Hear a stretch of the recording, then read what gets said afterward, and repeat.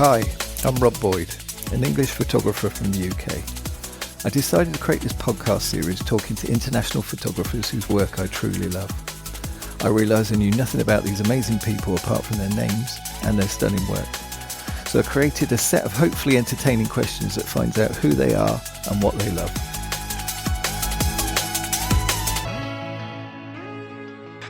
Hi Sarah, nice to see you. So glad you're here. Hi Rob, it's nice to be here. Thank you for inviting me. So if you can start with your name and your Instagram name, that'd be amazing. Yeah, I'm Sarah Plummer and my Instagram name is sarahplummer._. That's simple. Yeah, we like simple. Definitely, I'm from the West Country. It's definitely simple, And have you got a website? I have, yeah. It's sarahplummerphotography.com. Excellent. That's what we like. And where do you live? I live in Grantham, which is in Lincolnshire. So kind of slap bang in the middle of the country, really, a bit further to the east. Excellent. And where are you from originally? I'm from here. I've always lived here. Yeah, I've always kind of felt quite settled here. Never really felt need to leave. Although now my children are all a little bit older, it has crossed my mind. But yeah, not ready to go too far just yet. No. Well, the thing is, when you get a place where you feel comfortable, why move? Absolutely. Excuse my English. Right. So if I visited you, where would you take me to shoot? The closest place to me, which is kind of where I started falling back in love with photography, was the coast. So the nearest kind of place would be Skegness and around that area, which isn't particularly exotic, but there's plenty of photo opportunities. There's lots of colour on a clear day. The colours really pop. You've got all the faded kind of seasidey pastel colours, and then you've got the contrast of the neon lights and the fairground, and quite a lot of characters lurking around there. That actually, it turns out, they're not adverse to having their photo taken, which is always good. And was there anything for tourists, apart from obviously all the, what you've just described? Yeah, there's a pier. There's Gibraltar Point, it's like a nice nature reserve if you want something a bit quieter. Skegness has got a raceway and various bits and pieces. Depends what you're into. So where's your favourite destination in the world? Where do you like to visit? I really like Italy. I've only been I've been 2 or 3 times, but it's somewhere I'd really like to go back to. So I've been to Rome twice, and I've been to Venice. Both times I did have a camera with me, but I wasn't really into photography like I am now. So I would definitely like to revisit those places and kind of see it in a more creative way. Capture it. I think I would do it differently. Yeah. It's amazing when you get a camera in your hand and you know how to use it, the difference it makes. It is. Yeah, even when you don't have a camera in your hand, I find myself scanning everything, thinking that would look good. Or, yeah. Where would you like to visit the most in the world? I think, go back to Italy, I'd like to go to Amalfi. I've seen some lovely images of Amalfi, the whole kind of the Fuji colours and like that whole filmic look, I think looks really nice. I've not seen a bad picture of Amalfi. And the Dolomites as well, so kind of a bit further away from street stuff. But the last year or so, I've kind of started feeling a need to step away from people sometimes and get into space and appreciate landscapes and space and away from that. That's what's amazing about photography. It shouldn't be pigeonholed. It should be, you just love photography, No, that's right. And I think I've had conversations with quite a few people that have said, I struggle. They feel like they are a bit pigeonholed, especially on Instagram. Like if you've got an account that is predominantly street photography, there's the fear that if you start posting pictures of landscapes, then people aren't going to get it. And so people think, maybe I should set up another page, or maybe I shouldn't do that. And I think it's quite sad. I think people need to have the freedom to just go with what they enjoy. If you shoot what you enjoy, that's when you produce your best work. Yeah, absolutely. Yeah, totally agree. That's amazing. So weird question. If you could time travel, where and when would you visit? Oh, that I think maybe the 60s and 70s. I think people just seemed happier then. um, maybe that's me. I was born in the very end of the 70s, but I think I would have enjoyed the 60s and 70s. I enjoy the music, the clothes, the freedom, the colour, and yeah, it just feels looser. Everything feels less like society's like got this hold on you. Like everyone can be themselves and whatever they want to be. I like that.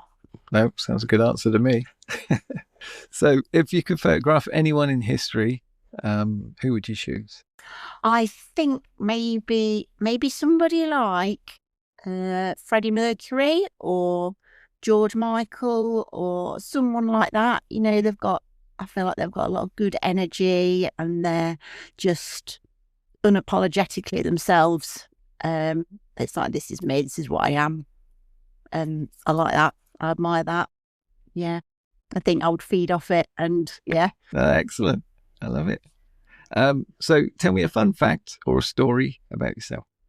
I work as a sports massage therapist. And when I first started out, I worked one night at a World's Strongest Man competition, massaging the giants. Had to remind myself to be professional and not kind of nip in the changing room and just get pictures of me with their shoes on because they were absolutely enormous. I bet they are. I bet it took a lot of massaging, I'm sure. Yeah, I gave myself shin splints. I was having to stand on tiptoes to be able to get the height to get my elbows in. Yeah, it was pretty full on. You definitely worked well that night. You got your money's worth then, Yes. Yeah, I got to work out. I did, definitely. Okay, start the weird and wonderful random questions. What's your favourite word? I don't really think I have a favourite word. I like using the phrase fine and dandy. Dandy and fine. Like sometimes when someone asks how you are, you're like, fine is just it's just a bit of a generic response, isn't it? I feel like if I really need to convince somebody. Yeah, so I use that quite a lot. Yeah, language is a funny thing, isn't it? I don't think I've got a favourite word necessarily. Depends what mood I'm in. Yeah, no, fair enough. That's fine. And again, the same sort of thing. Tell me a word or a saying that I don't know. Okay, right. Well, where I'm from, the word duck is like a term of endearment, so it's used like instead of love or that kind of thing. Or ducky, maybe people use the word ducky. But my dad calls me Ducky Bods. I have no idea whether that's even a real word, whether anyone else uses it, but that's my name, Ducky Bods. So I just I like it. It's like a one-off. Yeah, it's a personal, thing to be called. Being original. Yeah, I love it. It is. Yeah. Yeah. So when did photography click for you? Obviously, excuse the pun, but what moment did you know you could take a good photo? I remember going on holiday when I was younger and always having a camera. So I remember going to the Lake District and having like one of the long, thin, rectangular 110 cameras and taking photos of, I don't know, I'm not even really thinking about it, just having that enjoyment of taking photos and getting them back. And then when I was at college, I studied art for a little while and I worked in the dark room and did a little bit. I remember actually, when I first started secondary school, we made a pinhole camera mine was out of this little biscuit tin. This old lady next door had given us, it was in the shape of a house, so it was kind of upright. And I remember making a pinhole camera out of that. And I've still got the photos. And that really excited me, the whole concept of how it worked. And literally you just put the paper in and you've got a bit of tape over the hole. And like your friends would be walking across the playground and you got this like ghostly effect. And it was just like magic to me. So maybe that was it. And I just didn't realise. And then from there, I dabbled in the dark room a little bit at college. And then got married, worked in a camera shop for a little while. Again, that wasn't something that I consciously ever saw myself doing, but it was just something I fell into. And now looking back at all those things, you think, yeah, it was always there. It was like trying to tell me something, but I just wasn't listening. And then I think it was maybe lockdown. I got into space and looking at the sky, and tried a little bit of astro stuff and didn't do very well. And then, just started going out with my phone, taking photos. I was like, I'm going to get a camera again. And then just fell into street photography just through the other people that I know and met through Instagram. And it's just kind of naturally evolved, really. And that's the beauty of it, isn't it? The connections that you make with other people and how they influence you, and what sort of things you then have the confidence to try that I would never have tried street photography if I hadn't met some of the people that I've met. Never. And I didn't even know it was a thing. I still don't even know whether I'm doing it right. I don't know the rules. Who says there are rules? But you just kind of, again, go with what you enjoy, don't you? And what feels right. And that's what I love about the photography community. They're brilliant. They're just, they're always giving. They're never negative. I've never had anybody give me a bad experience or anything. Everyone's just so great. Brilliant. Love it. Yeah. Yeah, I agree. So, tricky question now. Tricky question time. So, you got to narrow it down to your favourite 3 photos and why you like it. I know it's hard. Yeah, it is hard. I don't think for me a favourite photo is something that necessarily looks perfect or, any of the compositional things that you think about. It's about either how it makes me feel when I look at it or how I felt when I took it. So there's one that I took at Pride in London a couple of years ago, and it's in black and white, which is quite unusual for me. A lot of my stuff is in colour, but for some reason this one, I was like, no, it needs to be black and white. And a couple of guys leaning in a doorway, and the street was really, really busy, and there's people either side of them. But these 2 guys are just so focused on each other. One of them's dressed with like a paper sailor hat on. And they're just looking into each other's eyes, and one's got his hand kind of on his face. And it's just like a really special moment. And there's all this chaos going on around them. But that is, it's like time stood still for that moment. Yeah. And then another one is probably the guy jumping in the fountain at Trafalgar Square. I remember thinking something's going to happen here. What's he doing? I'm just going to hang around and wait. And you literally see it in slow motion unfolding. It's like, right, I need to position myself here and I need to get this in. And I was like, please work, please work.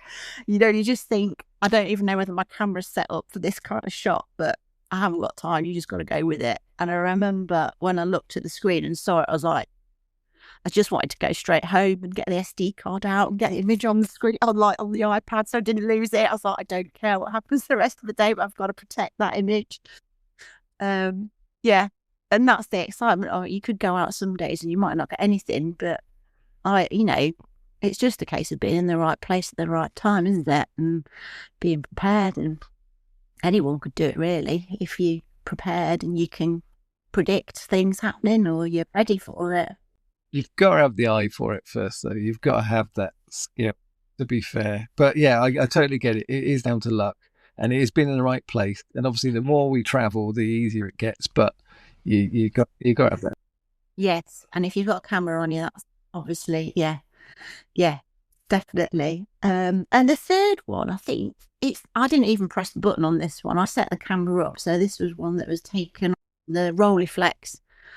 So I've kind of got back into film again. And I set the shot up, and my husband pressed the button, but it's of me and my 3 children on Mother's Day this year. And we're all just kind of, no one's dressed up, everyone's just as they are, stood at the back door.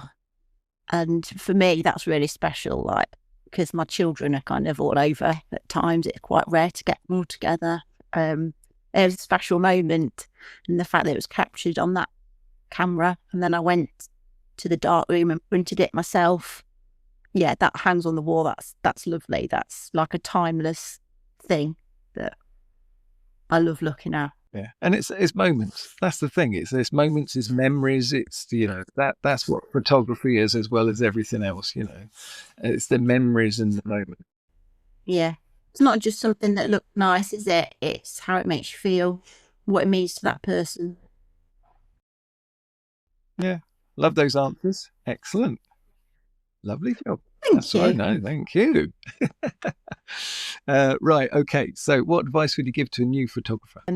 Definitely don't get hung up with what sort of camera you've got, even if you've just got a camera phone. Just get out. It's more about learning to see things differently, slow down, and look at what's around you, because sometimes it's just the very simple things. Like everyone knows, like light, like a nice patch of light or a pattern or something that you're just drawn to. Um, or yeah, it is. It's training your eye to see differently, and the more you get out and the more you look at other people's work and what they're noticing, I think the more you notice other things. I think when I started it, I had this thing where I had to be going somewhere new in order to make interesting pictures.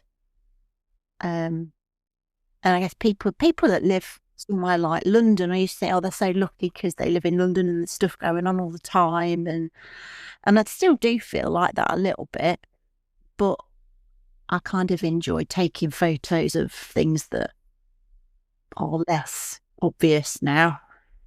Um, yeah, slowing down. But that's what I love about your work. Your work, you're so busy all the time. There's always something going on. There's a different angle. It's all varied. The colors are amazing, and it's just it all just jumps out of the frame. So yeah, that's what I love about it. Oh, thank you. No, not at all. It's that's the thing that draws me to your work. Is this? It's constant. It's continuous. Thank you. Anyway, so what's next? What have you got planned? So I've just got a zine that's out, which is it's largely based around Skegness. Actually, there's a big chunk of it. And I can't believe what you called it. What have you called it? Tomorrow's chip wrappers. I love that. Yeah, so it's kind of about how my relationship with the seaside, um, and how it's a place that I'll go if things are feeling a little bit too much, or you've got a lot going on. It's like a reset button for me for some reason. Going to the coast and the sea, and it gives me a new perspective on things. And I think photography for that does that anyway. It's almost like meditative, like it empties your head. It doesn't give you any headspace to think about anything else other than what you're looking at and what you're making at that time. So yeah, this scene's kind of, it focuses mainly on the coast, and I'm actually looking at how other people spend their time there as well. How it can be like a bit of a release and people can let themselves go, or some people like find solitude and just kind of gazing out for some peace. And so yeah, that's quite a nice thing. I've just posted some out again this week, so I'm just kind of waiting for responses, which is always like, oh God, I think I like it, and I think trying to get it out there, everybody that I've spoken to would be like, oh, I've wanted to do one for a while, but I'm just a bit nervous. It's like, yeah, I felt that, and it was literally a couple of weeks ago. I was just do it. It's never gonna. I think we get caught up in this idea that it's got to be perfect. And I had this fear of it not being perfect for a long time, and actually, it's if you're not doing it, there's nothing to be perfect. Just get it out there. You can always it doesn't have to be the first and only one you ever do. You can always improve. That's how you learn, isn't it? And yeah, stop being so precious and just do it. Get it printed. It's so nice to see work in print, isn't it? Yeah, and if you don't put your own personal part in there as well, you don't put your own part. That's the thing. If it's not part of you, then it's not going to come across. Yeah, exactly.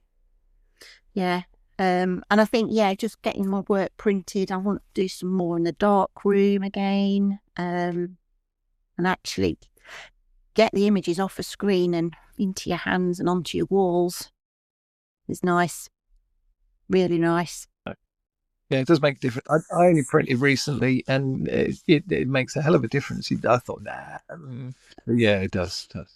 It does, and do you know what? The quality is kind of exceeded my expectations. It's better, I think. Even the ones that have been taken on, the 1950s Rolleiflex, they've come out nice in print. Yeah, I'm pleasantly surprised.